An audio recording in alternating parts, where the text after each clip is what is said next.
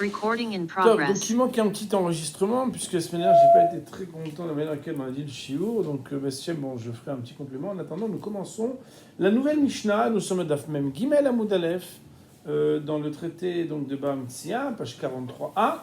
Et nous commençons la nouvelle Mishnah, Bezrat Hashem. Je vous demande de bien vous accrocher.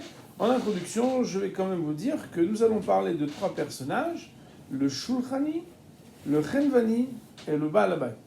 Shulchani vient du mot Shulchan, Chenvani vient du mot Chanut, et Baal Habayit vient du mot Bayit. Shulchani, c'est celui qui a une table pour changer l'argent. C'est quelqu'un chez qui on dépose de l'argent. Je ne sais pas si on peut dire vraiment que c'est un banquier, mais en tout cas, c'est quelqu'un à qui on dépose de l'argent et ensuite on vient le récupérer. Chenvani, c'est quelqu'un qui a un magasin, une Chanut en hébreu, comme vous savez, Chanut, Chenvani, c'est un commerçant. Et Baal Habayit, ça veut dire quelqu'un qui est chez lui à la maison, en tout cas quelqu'un qui n'est pas professionnel. Et donc nous allons voir que ces trois termes ont un sens important dans notre Mishnah. Amafkid ma'ot etzel shulchani, celui qui met en dépôt de l'argent, ma'ot c'est de l'argent, etzel shulchani, chez un banquier ou quelqu'un en fait qui est celui qui change de l'argent. Si ils ont été mis dans un tzror, c'est-à-dire dans une bourse, lo yishtamesh b'hem, alors il n'aura pas le droit, celui chez qui on les a entreposés, de les utiliser.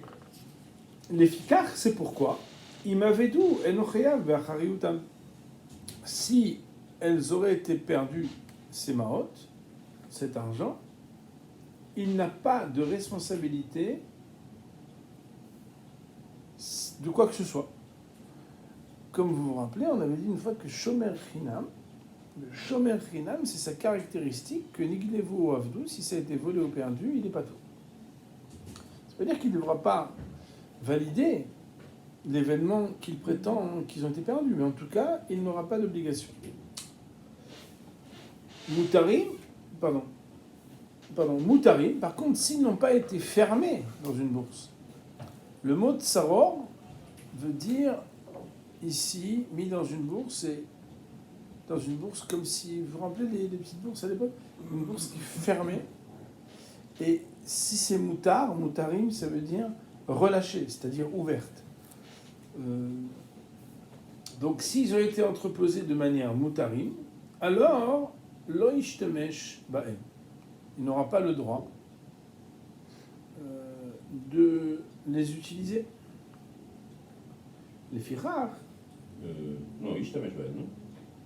Oui, j'ai sauté une ligne, excusez-moi. Ouais. Où est-ce que je suis? S'ils sont Moutarim yishtamesh b'hem, s'ils sont ouverts, il aura le droit de les utiliser. Les firars, c'est pourquoi imavdu chayab b'achayutam. S'ils sont perdus, alors il aura une responsabilité de leur avenir, de ce qui pourra se passer.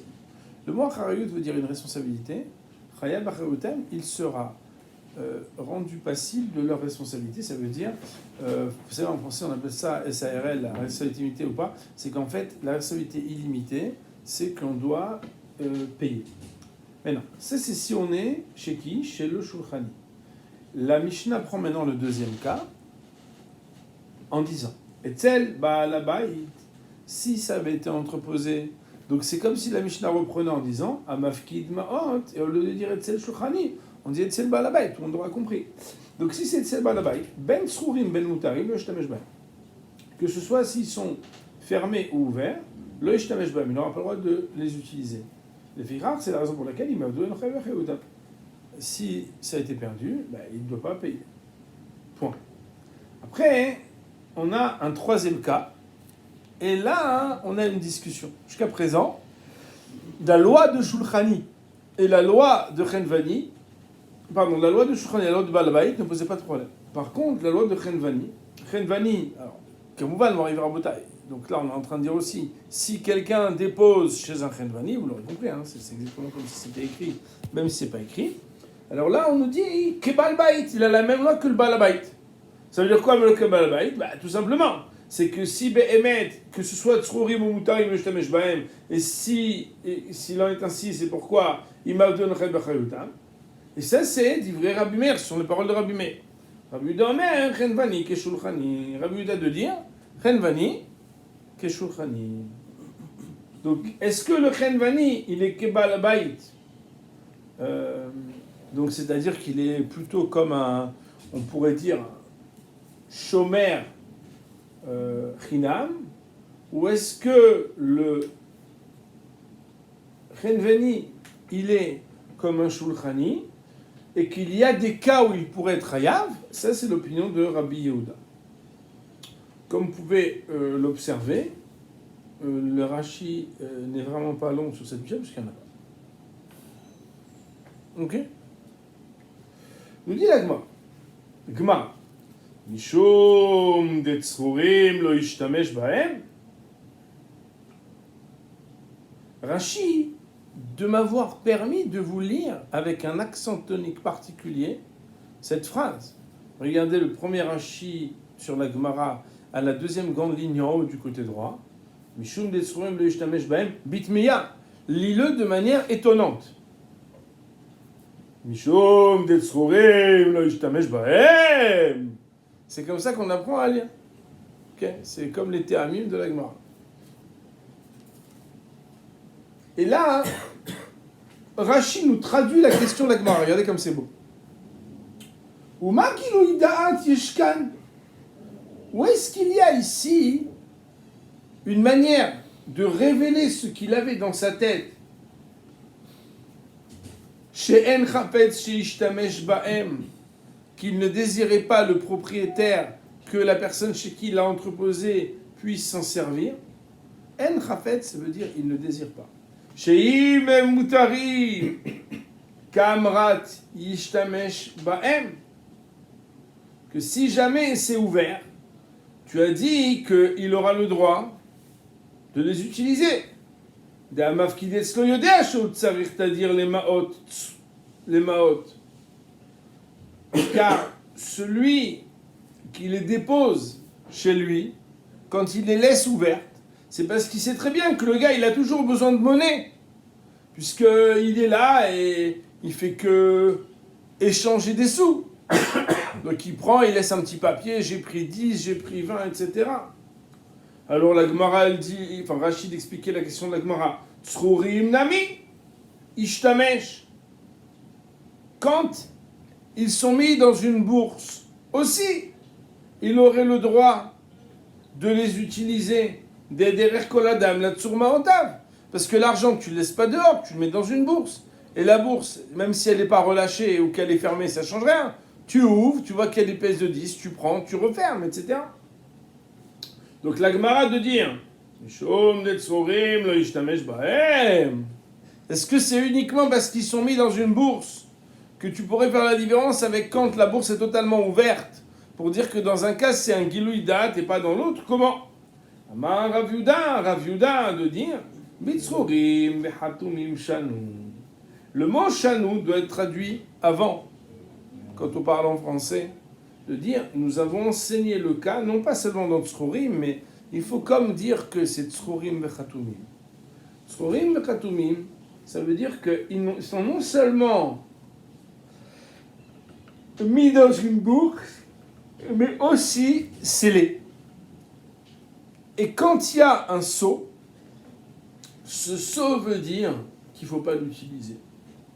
Bien évidemment, il en ressort que quand quelqu'un a déposé chez son ami quelque chose que l'autre n'a pas le droit d'utiliser parce que c'est scellé, et qui lui rend le service de le garder, puisqu'en plus il n'en a aucun intérêt et utilisation personnelle, il n'est pas un socher, il n'est pas un shoel, et qu'il ne reçoit pas un sacha, imavdou enochayav bachar Yehuda. Ça, c'est la première étape de la Gemara. La Gemara de nous dire Rav Mari Amar. Alors vous savez bien que quand il n'y a pas marqué Amar, Rav Mari, mais Rav Mari Amar, c'est que on reprend une autre manière de répondre à la même question. Bekesher Meshouné. On parle d'un cas, d'un nœud qui est atypique. Je vous avais appris que le bête peut se traduire dans, avec, par et dans le cas où. Et ici, le bête veut dire dans le cas où. On parle du cas où il y a un nœud qui est atypique, qui est original. Et en fait, le nœud original signifie que la personne ne l'a pas juste déposé, mais déposé pour ne pas qu'on l'utilise. Est-ce que c'est clair? Ika de Amré, il y en a qui disent, autrement, la rétorque de Rav Mari, c'est que Ba'er Rav Mari, Kesher Meshunemai, Teiku. Le mot Ba'er peut vouloir dire différentes choses. Lorsque le mot Ba'er précède le nom d'un Rav, c'est que le Rav s'est posé une question. Lorsque le mot Ba'er succède à un nom, c'est qu'il nécessite ou qu'il exige quelque chose. C'est un mot qui est traductible uniquement dans un contexte et pas de manière absolue. Ici donc, de dire Ba'e Rav Mari de se poser la question Kesher Beshu Nemai, qu'en est-il quand il n'y a pas de sceau mais qu'il y a un nœud original? Est-ce que si jamais ça a été perdu, Hayab Hariutam ou Eno Hayab Hariutam, Teiku.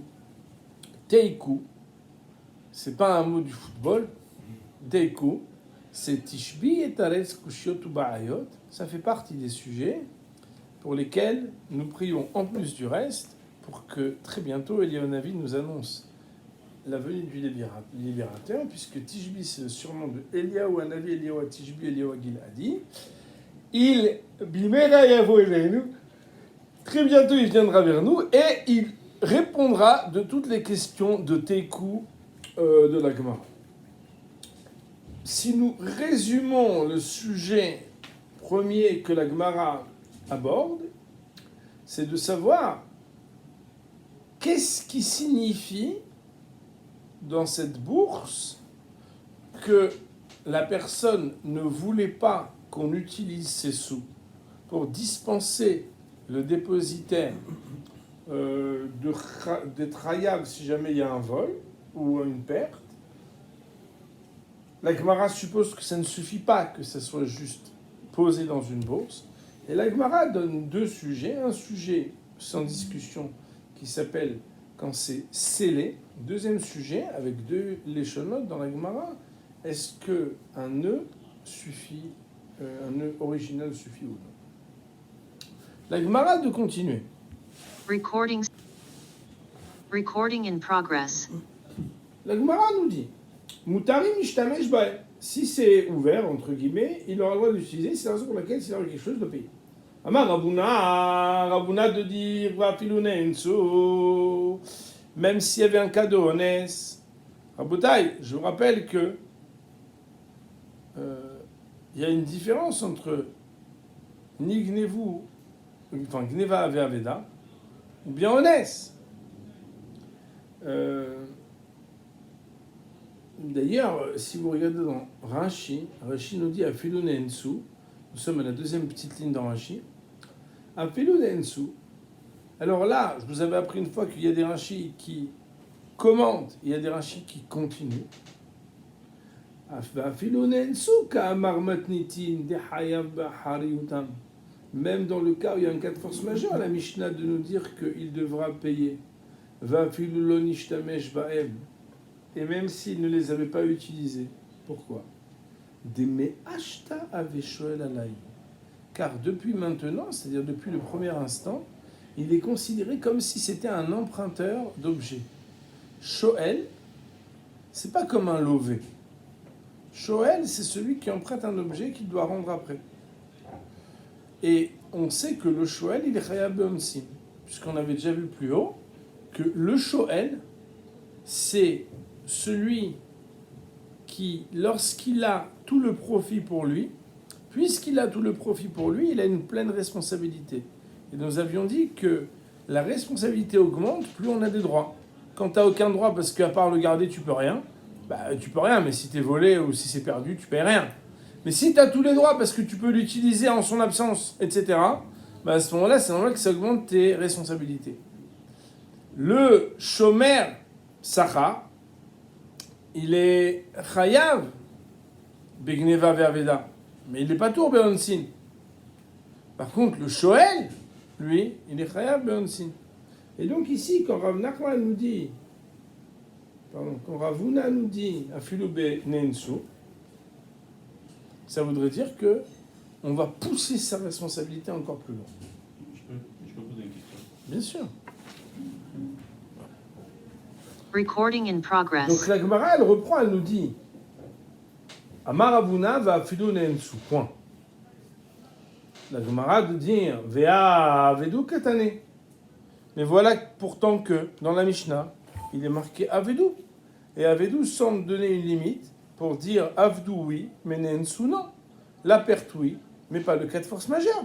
Puisque, a priori, si on avait voulu donner le plus grand ridouche, on aurait dû dire dans la Mishnah que même dans le cas de Honès, il devrait payer. Et du fait que dans la Mishnah, on n'a pas dit le cas de Honès, mais on a dit uniquement le cas de Avedou, on pourrait comprendre par déduction très simple, c'est qui peut le plus, peut le moins, mais qui limite, exclut le plus. Et donc, de ce fait, on dirait qu'a priori, il y a une preuve de la Mishnah contre l'hypothèse de Ravuna. La Gemara de dire, non, pas du tout. On sait très bien arranger les histoires. Pourquoi ? Parce que la Gemara, elle dit que des rabbats, ça va comme ce que Rabat. Des Amar Rabat, car Rabat a dit plus loin dans une Gemara, donc la Gemara elle est citée ici, à deux endroits, Nignevu belistim mezuyam. Avedu sheteva'a sefinato bayam. Rabat, lorsqu'il a traduit des mots qui s'appellent Nignevu, il a dit que Nignevu ne parle pas de n'importe quel cas de vol, mais que belistim mezuyam, ce sont des brigands armés qui sont venus. Nous, on se dit toujours, voler, c'est... Il te l'a tiré de la poche, c'est fini. Rabat, sans vouloir dramatiser, nous dit, c'était pas un cas classique. C'est un cas de braquage. Avdou, et lorsqu'on parle d'une perte, c'est pas juste une perte, on ne sait pas où il est. C'est Tav'as Finato Bayam. C'était un drame, une tragédie, le Titanic. C'est que le bateau a sombré et il a tout perdu. Et de là, la Gemara de répondre que, étant donné que selon Rabat, le cas de Avedou, c'est une Aveda Mechamat Ones, de la même manière, ça inclut que dans notre Mishnah, nous, si on la lit, notre Mishnah selon Rabat, on comprendrait qu'on parle d'un cas qui inclut aussi Ones. À savoir qu'on devrait dire que Ravuna, qui lit dans notre Mishnah, que selon lui, il n'a pas de gêne de dire que même Nensu aussi devra payer, alors qu'on utilise le mot Avedou, c'est très certainement parce qu'il pense comme Rabat, que quand on dit le mot Avedou, en réalité, c'est un cas qui est très grave. La Gemara nous dit de Rav Nachman Amar. Vous vous rappelez toujours qu'on n'a pas dit Amar Rav Nachman, de Rav Nachman Amar. C'est pour dire certainement que il est ici en marloquette, tel qu'on va le découvrir. Nensu lo. Il dit dans le cas de Nensu non. Autrement dit, Avdou oui, Nensu non. Bien évidemment, Moraï Verabotai, Rashi Akadosh de nous dire, dans peut-être la 5e petite ligne, du côté droit en haut, Nensu lo. Regardez les mots, Rashi est très précis. Kol zman shelo nishtamesh lo ave shoel. Tout le temps où il ne s'en est pas servi, il n'est pas considéré comme un emprunteur. Et là, seulement que Avedou dafta hayav keshomer sachar. C'est uniquement dans l'événement de Avedou qu'il serait hayav, comme un shomer sachar, et la note de la rédaction rabbinique de dire, et pas comme un shoel. De là, on comprendrait, et on vient de le voir, puisque Rashi précédent l'avait dit, et on voit que l'enjeu, Moraï Verabotai, de la marloquette entre Rav Huna et Rav Nachman, c'est que Apilu lo nishtamesh. Regardez les mots d'avant dans Rashi. Apilu nensu, c'était pour Rav Huna, n'est-ce pas? On relit Rashi. Apilu nensu kamar matitin dechayev bachariyutan. Dans ma Gemara, moi je l'ai souligné. Va apilu lo ninsham shubahem. Pourquoi? Des me'ashtav veshoel alayou, depuis le premier moment où ça a été déposé. Même s'il ne s'en est pas servi, le gars. On aurait pu imaginer que c'est quand il s'en est servi. Non, c'est pas ça la marloquette. Nen Soulo, on parle maintenant de l'opinion de Rav Nachman, qui dit Nen Soulo, Kol Zman Shelo Nishtamesh Lo Ave Shoel. Mais à partir du moment où oui, Nishtamesh Bahem, il n'y a pas de marloquette. Pour tout le monde, il s'appelle Shoel, parce qu'il l'a pris à disposition. Et à ce moment-là, il s'est transformé de ce qui était à l'origine un contrat tacite de Shomer Sachar pour devenir un contrat de Shoel. Recordings progress. La Gemara de nous dire Amar et Rava, les Rav Nachman. Alors, si Rava, attention, hein, Rava c'est quand c'est un Aleph, Rabba c'est quand c'est un He, et Rava, qui n'est pas intervenu pour l'instant, s'adresse à Rav Nachman, qui Rav Nachman a dit que Nen Soulo. Amar les Rava, les Rav Nachman, les Didar de Amrat, Nen Soulo. Selon toi, qui a dit que dans le cas où il y a un honest, tant que ça n'a pas été utilisé, il ne payerait pas. Alma, Loave, Shoel, Alayou. Ça veut donc dire qu'il n'est pas considéré comme un emprunteur sur cet argent. Je dis sur C parce que c'est au pluriel. Il avait sur lui, Alayou sur eux. Alors la Gemara elle dit, mais je ne comprends pas. Shoel Loave, Shomer Sachar Nami Loave. Si jamais tu ne lui donnes pas de responsabilité d'emprunteur pour limiter qu'il ne paye pas dans Honest, pourquoi lui donnes-tu la responsabilité de Shomer Sachar alors qu'il n'a toujours pas utilisé non plus et que quelque part, ce contrat que tu prétends être un contrat tacite de Shomer Sachar, normalement il ne devrait pas être considéré non plus comme Shomer Sachar et donc il devrait être même pas tour dans le cas de Aveda. Amarle, il lui a répondu qui? Nachman Arava. Béa Modinala. Là-dessus, je suis d'accord. Que quoi? Alors vous avez ici en bas dans la gauche du bar, vous voyez, je ne sais pas où ça se trouve dans votre page, chez moi c'est dans l'intérieur de la page. En bas il y a marqué Aga au tabar le petit Aleph. Des Oil Venehene Mehane. Bon, c'est exactement comme c'est écrit chez nous. C'est que puisqu'il en tire profit, alors il en rend aussi un profit. Ça veut dire quoi? Mais il en tire profit. Mais pour l'instant, il ne les a pas utilisés. Oui, mais je n'ai pas terminé ma phrase. Beha'uana'a de'imetramele zavina de'itbarevacha zaban be'u ave alayu shomer sachar.